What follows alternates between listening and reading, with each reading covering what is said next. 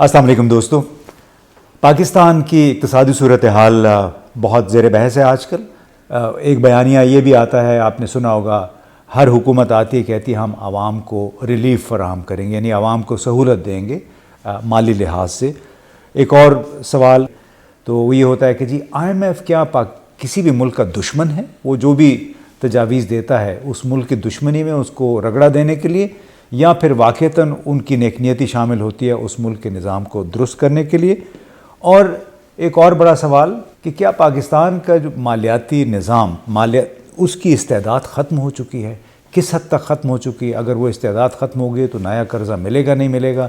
اگر نہیں ملتا اور دوست ملکوں کی طرف سے بھی نہیں آ رہا تو اس ملک کا 22 کروڑ کے اس ملک کا پھر کیا بنے گا؟ مستقبل کیا ہے؟ اور یہ مسائل بار بار کیوں پیدا ہو رہے ہیں؟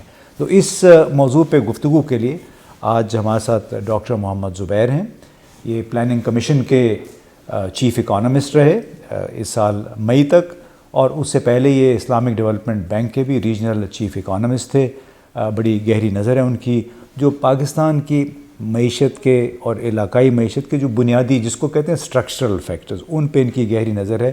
اور ان کا یہ کہنا ہے کہ ان اسٹرکچرل فیکٹرز کو ایڈریس کیے بغیر بڑا مشکل ہوگا پاکستان کے موجودہ مالیاتی نظام کو سہارا دینا، اس کو بچانا. بہت بہت شکریہ زبیر صاحب. بہت شکریہ.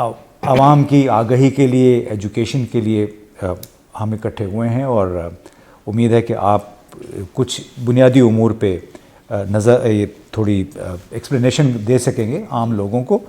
تو یہ بتائیے، چونکہ بار بار جیسے IMF کے 23 پروگرام پاکستان میں ہو چکے ہیں، تو پاکستان کا بنیادی مسئلہ کیا ہے؟ کون سے عوامل ہیں جو پاکستان کی ترقی میں اور بہتر پرفارمنس میں مانع ہیں؟ جی بہت بہت شکریہ امتیاز صاحب. آپ نے پہلے تو میں آپ کے سینٹر کا شکریہ ادا کروں گا کہ آپ نے یہ موقع دیا. میں اب آپ کے سوال کی جواب کی طرف آتا ہوں. دیکھیے، جو بنیادی عوامل ہیں نا، میری نظر میں 2 ہیں، اور وہ 2، پہلا جو ہے کہ ہمارا جو پبلک ڈسکورس ہے جو اسٹیٹ فائنانسز کے حوالے سے، وہ بڑا فنڈامنٹلی فلاڈ ہے. اور اگر ہم دیکھیں کہ ایک ہماری حکومتیں جو آتی ہیں مختلف پچھلے 40 سال سے، starting from Peoples Party government, روٹی کپڑا مکان، پھر وہ ایک بنا، اس سے 20 سال کے بعد ایک سلوگن بنا کہ حکومت کا کام ہے کہ عوام کو ریلیف دے. پھر جب یہ لائرز موومنٹ ہوئی تو اس میں ایک سلوگن آیا کہ ریاست ہوگی ماں جیسی. تو یہ تینوں جو ہیں وہ سلوگنز ہیں، اور یہ پولیٹیکل پارٹیز اس کو کنوے کرتی ہیں اپنے ووٹرز کو کہ ریاست کا ایک فنڈامنٹل کام ہے کہ وہ ریلیف پرووائڈ کرے.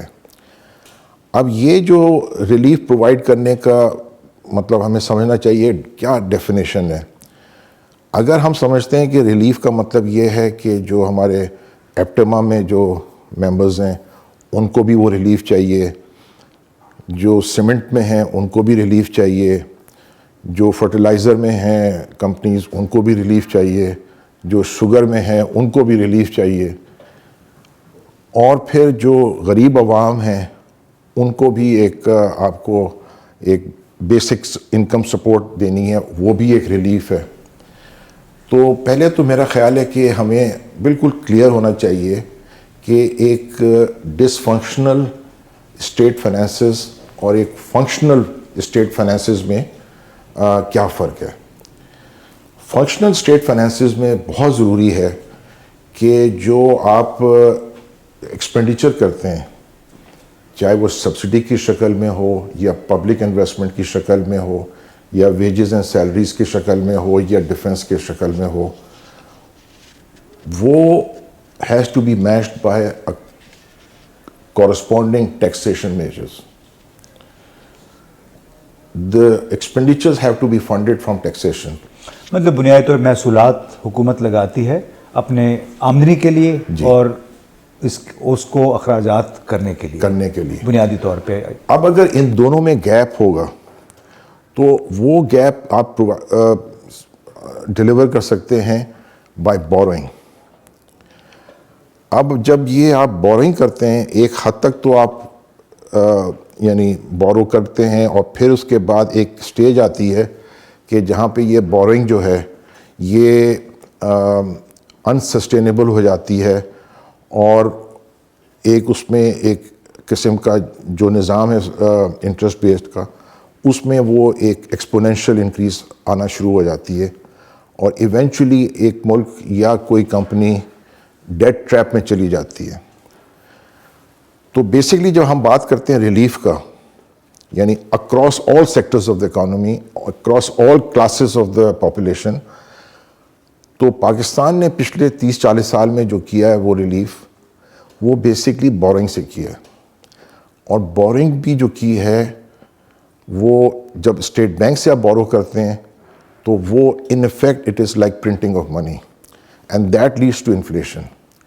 اگر آپ کمرشل کریڈٹ لینڈرز کے ساتھ بورو کر رہے ہیں تو وہ اس کی ڈیٹ سروسنگ برڈن ایڈ ہو رہا ہوتا ہے, اور وہ ایک سٹیج پہ آ کے انسسٹینیبل ہو جاتا ہے. یہ کہ اس ملک کی جو سیاسی اور فوجی اشرافیہ ہے, ان کو یہ علت کیوں پڑ گئی ہے قرضے لینے کی, قرضوں پہ جینے کی؟ جو بار بار ریلیف کی بھی بات کریں تو آپ ایک قرضہ لیتے ہیں اور اس کو سستی روٹی اور پتہ نہیں کس مختلف مدات میں عوام کو دے دیا جاتا ہے, تو یہ کس حد تک یہ سسٹین ہے؟ یہ علت کیوں پڑی ہے؟ دیکھیے, علت اس لیے پڑی کیونکہ ہمارا جو امبیلنس ہے بٹوین, یعنی جو فسکل امبیلنس ہے وہ کئی دہائیوں سے چل رہا ہے, اور اس کو جو انڈر پن کر رہا ہے اس امبیلنس کو, وہ تھا جو پاکستان کا, جس کو میں کہوں گا یا کئی لوگ کہتے ہیں جیو اسٹریٹجک رینٹ. وہ جیو اسٹریٹجک رینٹ جو تھا وہ ایک ہمیں سپورٹ کرتا تھا اس علت کو پالنے میں یا اس کو مینیج کرنے میں. تو بیسکلی ہوا یہ ہے کہ over the past few years وہ جو گریجولی جیو اسٹریٹجک پوزیشن تھی پاکستان کی, وہ گریجولی انٹرنیشنل کانٹیکسٹ میں وہ آہستہ آہستہ کم ہوئی ہے. اچھا, جیو اسٹریٹجی سے آپ مطلب عام لوگوں کو سمجھانے کے لیے کہنا چاہتے ہیں کہ 2 افغانستان کی جنگیں ہوئیں, اس میں پاکستان پہ امریکہ کا اور اس کے اتحادیوں کا بہت انحصار تھا. اس کے نتیجے میں چونکہ پاکستان نے آمادگی ظاہر کی, ان جنگوں میں شرکت کی, پاکستان ایک سپرنگ بورڈ لانچنگ پیڈ بنا ان کے لیے, جس کی وجہ سے ہمیں قرضے بھی ملے, ہمیں ویسے بھی امداد ملی. لیکن اب جو زبیر صاحب کہہ رہے ہیں کہ وہ چونکہ جیو اسٹریٹجک جو ضروریات تھیں امریکہ اور اس کے اتحادیوں کی وہ شاید ختم ہو گئی ہیں, تو اس لحاظ سے وہ نظام, ہمارا جو مالیاتی نظام ہے جو قرضوں پہ رہ رہا تھا, وہ آپ یہ کہنا چاہتے ہیں کہ یتیم ہو گیا ہے؟ بالکل یتیم ہو گیا ہے.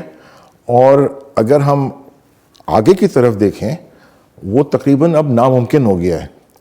یعنی آج پچھلے آپ چند ماہ میں دیکھیں کہ ایک ہم اسٹرگل کر رہے ہیں کہ ہم اپنے دوست ملکوں سے قرضہ حاصل کر سکیں, اور وہ ہمیں قرضہ مل نہیں رہا. جی ہمیں دیکھیے, ایک تو ہم یعنی جو ایک تو ہوتا ہے international financial market, capital market سے یورو بانڈ ہم ریز کرتے رہیں, سکوک بانڈ ریز کرتے رہیں, کمرشل بینکس کے ساتھ ہم ریز کرتے رہیں, لیکن وہ سب ایک اوور آل انٹرنیشنل ارینجمنٹ میں تھا جس وقت پاکستان کی ایک جیو اسٹریٹجک اہمیت تھی.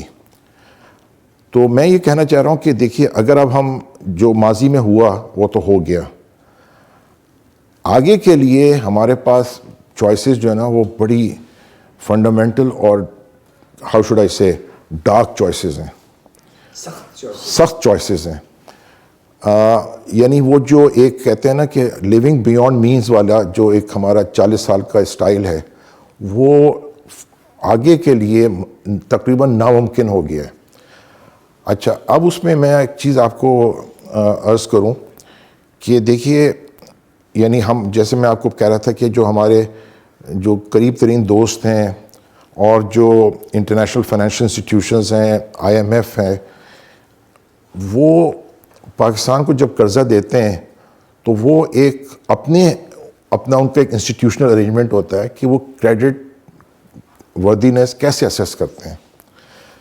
اور یہ چیز میں چاہتا ہوں کہ ہمارے جو اشرافیہ ہے، ایلیٹ ہے پاکستان میں، وہ اچھی طرح سے سمجھے. وہ ایسا نہیں ہوتا کہ ہم گئے کسی ملک میں اپلیکیشن یا کسی انسٹیٹیوشن میں اپلیکیشن ڈالی اور ہم نے کہا ہمیں قرضہ چاہیے، انہوں نے کچھ سوال کیے اور انہوں نے ہمیں قرضہ دے دیا. ان کا اپنا ایک بورڈ ہے، اس کا ایک کریڈٹ ایکسٹینڈ کرنے کا، لون ایکسٹینڈ کرنے کا ایک فریم ورک ہوتا ہے. اور یہ چیز بہت ضروری ہے سمجھنے کے لیے آئندہ کے لیے. اور وہ یہ ہے کہ ہر ملک کا کسی بھی جو لینڈر ہوتا ہے اس کی ایک کریڈٹ پالیسی ہوتی ہے. اور وہ کریڈٹ پالیسی جو ہے اس میں ایک کنٹری سیلنگ ہوتی ہے اور دوسرا کنٹری ایکسپوجر ہوتا ہے. کنٹری سیلنگ کا جو ڈٹرمن کرتی ہے وہ اس ملک کی جو اکنامک کنڈیشن ہے، اس کی جو گروتھ ہے اور جو اس کی ساورن ریٹنگ ہے. اگر وہ ساورن ریٹنگ ڈیٹیوریٹ ہو رہی ہے تو جو سیلنگ کا لیول ہے وہ نیچے آتا ہے. دوسرا ہے کریڈٹ ایکسپوجر. وہ اس کا مطلب یہ ہے کہ آپ اس انسٹیٹیوشن کے حوالے سے جو آؤٹ اسٹینڈنگ ڈیٹ ہے جو اس ملک نے ریپے کرنا ہے آپ کو، وہ ہوتا ہے. اب اگر آپ مزید قرضہ لے رہے ہیں تو آپ کا ایکسپوجر اس انسٹیٹیوشن کے حوالے سے بڑھ رہا ہے. اور جو سیلنگ ہے وہ چونکہ آپ کی ریٹنگ ڈیٹیوریٹ ہو رہی ہے تو سیلنگ بھی کم ہو رہی ہے. یہ بڑی دلچسپ بات ہے. آپ وہ ہیڈ روم کی بھی بات کر رہے تھے. تو یہ جو ڈفرینس ہے اس کو کہتے ہیں ہیڈ روم. تو جو چیز سمجھنے والی ہے کہ vis-a-vis I M F ہمارا ہیڈ روم جو ہے تقریباً ایگزاسٹ ہو چکا ہے. ہم مزید آئی ایم ایف سے انڈر نارمل ایکسیس جو کوٹا کا لمٹس ہیں پاکستان کی، وہ ہم تقریباً اس کی ایگزاسٹ پہ آ گئے. اسی طرح ورلڈ بینک ہو یا اسلامک ڈیولپمنٹ بینک ہو یا ایشین ڈیولپمنٹ بینک یا سعودی فنڈ یا یو اے، ان سب کی ایک کریڈٹ پالیسیز ہیں. اور ہماری جو موجودہ صورتحال ہے اس میں ہمارے پاس یعنی ان ملکوں کے یا انسٹیٹیوشن کے حوالے سے جو ہیڈ روم ہے وہ بہت کم ہو گیا ہے. اب میں یہ کہنا چاہوں گا کہ دیکھیے یہ ساری چیزیں جب تک ہم جو ہمارے جو اسٹیٹ فائنینسز کے جو اسٹرکچرل ایشوز ہیں ہم جب تک ان کو ایڈریس نہیں کر سکیں گے. تو وہ اسٹرکچرل ایشوز کیا ہیں؟ اچھا دیکھیے، ایک آپ کا یعنی جو ایک سیٹ آف اسٹرکچرل ایشوز ہیں ریلیٹڈ ٹو ٹیکسیشن، دوسرے سیٹ آف اسٹرکچرل ایشوز ہیں ریلیٹڈ ٹو ایکسپینڈیچر سائڈ. اچھا، جو ٹیکسیشن کا ایشوز ہیں آپ دیکھیے کہ ایک بڑی لمیٹڈ انکم ٹیکس پیئرز ہیں، اور جو ہمارا میجر جو ریونیو موبلائزیشن ہوتا ہے، ٹیکس ریونیو موبلائزیشن، وہ انڈائریکٹ ٹیکس ہوتا ہے. اور اس میں ہمارے پاس ایک vast segment of economically empowered population جو ہے وہ ٹیکس نیٹ سے بالکل باہر ہے. سب سے بڑا اس میں جو سیگمنٹ ہے وہ ایگریکلچر کا ہے. دوسرا بہت بڑا سیگمنٹ آتا ہے آپ کا سروسز سیکٹر میں، ڈاکٹرز، انجینئرز یا آئی ٹی کے لوگ، لائرز، ریٹیل کے لیول پہ ٹریڈرز. یہ بیسکلی ٹیکس نیٹ سے باہر ہیں. اور یہ مشرف گورنمنٹ سے یا اس سے پہلے بھی اور آج تک کسی بھی گورنمنٹ میں وہ پولیٹیکل ول نہیں رہی کہ یہ ان لوگوں کے ساتھ ایک پولیٹیکل نیگوسیشن کر کے ان کو ٹیکس نیٹ کے اندر لا سکے. تو وہ جو ہم نے یعنی ریپیٹڈلی ہم نے یہ کیا ہے کہ ایک قسم کا یعنی ریپیٹڈلی ہم نے ٹیکس ایمنسٹی اسکیمز وغیرہ لانچ کی ہیں، and they have ended up in miserable failure. ہمیں ریونیو موبلائزیشن نہیں ہوا. ہمیں ورلڈ بینک نے اور آئی ایم ایف نے بہت زیادہ پروگرامز دیے ہیں to reform the taxation system. اچھا، ریفارم ٹیکسیشن سسٹم کا مطلب نہیں ہے کہ میں اگر ٹیکس پیئر ہوں ایز اے سیلری تو سارا ریفارم آپ میرے پر کریں. ٹیکسیشن برڈن میں جو ٹیکسیشن کا ایک بڑا ایشو یہ ہے کہ وہ وائڈسٹ پاسبل جو اکنامکلی امپاورڈ یا کیپیبل ہے سیگمنٹ آف دا پاپولیشن، ان پہ ٹیکس لگایا جائے آن ایکوٹیبل بیسس. اگر آپ ایک ہی جو آلریڈی آپ کے ٹیکس نیٹ میں ہیں انہی پہ برڈن بڑھا رہے ہیں تو وہ بیسکلی ایک لیول پہ آ کے لوگ وہاں سے یا تو وہ چھپانا شروع کر دیتے ہیں اپنی انکم کی آمدنی ہوتی ہے اور 1 لاکھ 2 لاکھ کا ٹیکس دکھا دیتے ہیں. تو یہ ہو گیا ہمارا ایکسپینڈیچر سائڈ پہ ایک بڑا فنڈامنٹل ایشو، ریونیو سائڈ پہ ہمارا فنڈامنٹل ایشو. ایکسپینڈیچر سائڈ پہ جو ہے وہ یہ ہے کہ ایک بالکل سیدھی سی بات ہے کہ ہمارا جو ڈیفنس ایکسپینڈیچر ہے وہ آؤٹ سائزڈ ہے compare to the economic realities of Pakistan. تو ہمیں اس کو بھی بڑا کرٹیکلی دیکھنا ہے, اس کو ریویو کرنا ہے اور کنسسٹنٹ بنانا ہے with the economic realities of Pakistan. یہ آپ نے بڑی دلچسپ بات اٹھائی, دفاعی اخراجات. تو اس میں تو ایک امکان تو یہ بھی ہوتا ہے کہ اگر جب آپ آئی ایم ایف کے ساتھ ہمارا ہیڈ روم ختم ہو گیا ہے, پھر ہمیں غیر معمولی فنڈنگ کی ونڈو کھولنی پڑے گی, اور اس کا آپ کا یہ بھی کہنا ہے کہ اگر اس طرح ہو جائے غیر معمولی فنڈنگ, ایکسیپشنل بورنگ جس کو کہتے ہیں, اس میں پھر براہ راست جو ان کی توجہ جاتی ہے وہ دفاع کے شعبے پہ جاتی ہے. تو اس میں مثالیں بھی ہیں. جی ہاں بالکل. دیکھیے جو پہلے میں وہ بات مکمل کر لوں ایکسپینڈیچر سائڈ پہ. ایک تو ڈیفنس ہے, دوسرا جو آپ کے سبسڈی پروگرامز ہیں مختلف شکلوں میں, جیسے ہمارا بھی سرکولر ڈیٹ ہے وہ ایک بہت بڑا سبسڈی اماؤنٹ ہے. اسی طرح سے ہمارا جو ویٹ پروکیورمنٹ آپریشنز ہوتے ہیں اس میں بھی ایک بہت بڑی سبسڈی جاتی ہے. اس میں فرٹیلائزر سیکٹر میں بھی بہت بڑی سبسڈی جا رہی ہے. باقی جو ہماری اسٹیٹ اون انٹرپرائزز ہیں وہ بھی ایک بہت بڑا برڈن بنا ہوا ہے. اب دیکھیے, آپ خود سوچئے کہ یہ اتنا زیادہ یہ ریاست یعنی اسٹیٹ فائنینسز ان سب کو ایک قسم کی میسو سبسڈی ڈیلیور کر رہی ہے, اور اس کا فنڈنگ کیا ہو رہی ہے؟ بوروئنگ سے. یہ کمپلیٹلی انسسٹینیبل ہے, یہ کمپلیٹلی امپاسبل ہے کہ ہم اس کو ایئر آفٹر ایئر اتنے بڑے ایکسپینڈیچر والیوم کو اسینشلی فنڈ کر رہے ہیں تھرو بوروئنگ. یہ going forward it is not going to work.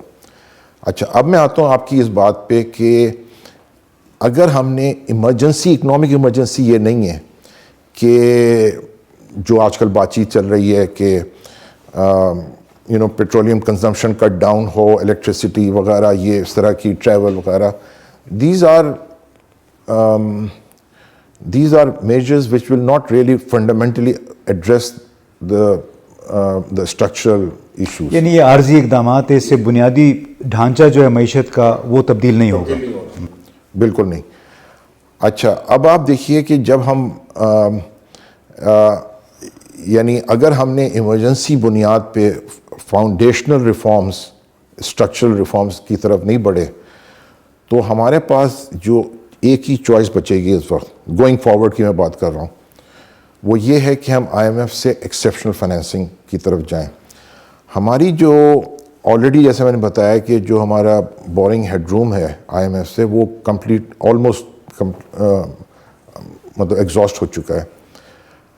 اب جب ہم ایکسیپشنل فائنینسنگ کی طرف جاتے ہیں تو اس میں جو آئی ایم ایف کا طریقہ ہے وہ یہ ہے کہ وہ جو آپ کے ٹیکسیشن سائڈ پہ بھی اور ایکسپینڈیچر سائڈ پہ بھی بہت ڈیپ جاتے ہیں.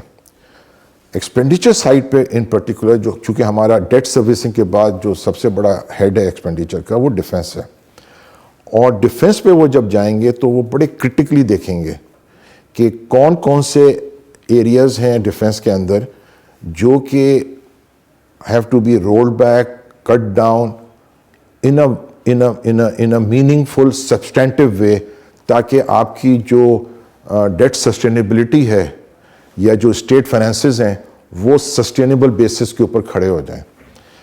اچھا, یہ کوئی میں بات اس لیے نہیں کر رہا کہ یہ کوئی پہلے کبھی نہیں ہوا. رائٹ ناؤ ایجپٹ کے ساتھ یہ ہو رہا ہے. آئی ایم ایف ایجپٹ میں جو ان کا ڈیفنس سیکٹر ہے اس کو وہ بڑے کرٹیکلی ریویو کر رہے ہیں, اور جو ڈیفنس کی جو کمرشل انٹرپرائزز ہیں یا ان کا جو کمرشل آرم ہے ڈیفنس سیکٹر کا, اس کے جو پریویلیجز ہیں اس کو وہ اب نیگوسیشنز ہو رہی ہیں کہ کس طرح سے ڈسمینٹل کیا جائے. اس سے پہلے لیٹ 90s میں ساؤتھ کوریا کے ساتھ ہو چکا ہے. انڈونیشیا کے ساتھ بھی آئی ایم ایف نے جو ان کے ڈیفنس سیکٹر تھے اور دوسرے جو privilege sectors of the economy تھے ان کو بھی انہوں نے اس پورے فریم ورک کو انہوں نے ڈسمینٹل کیا. یعنی جس چیز کی طرف میں نشاندہی کرنا چاہ رہا ہوں کہ ہم اب اس پوائنٹ پہ پہنچ گئے ہیں جس میں اگر مزید ہم نے اپنے آپ کو ایکسپینڈیچر ہم نے خود ایز اے ساورن پاکستان نے اس کو کرٹیل نہیں کیا، ریڈیوس نہیں کیا، اور ہم اس طرف گئے ایکسیپشنل فائنینسنگ IMF کی، تو پھر ہم ایک مشکل صورتحال سے، یعنی پولیٹیکلی مشکل صورتحال سے دوچار ہوں گے. اور میری گزارش یہ ہے کہ جو ہماری پالیسی ایلیٹ ہے وہ اس کے بارے میں سوچ بچار کرے. چلیں، بہت بہت شکریہ. Excellent conversation. دوستو، آپ نے ڈاکٹر زبیر کی باتیں سنی. بنیادی طور پہ ان کا یہ کہنا تھا کہ پاکستان کی معیشت کی کچھ بنیادی مسائل ہیں. ایک ہے کہ لوگ ٹیکس نہیں دیتے.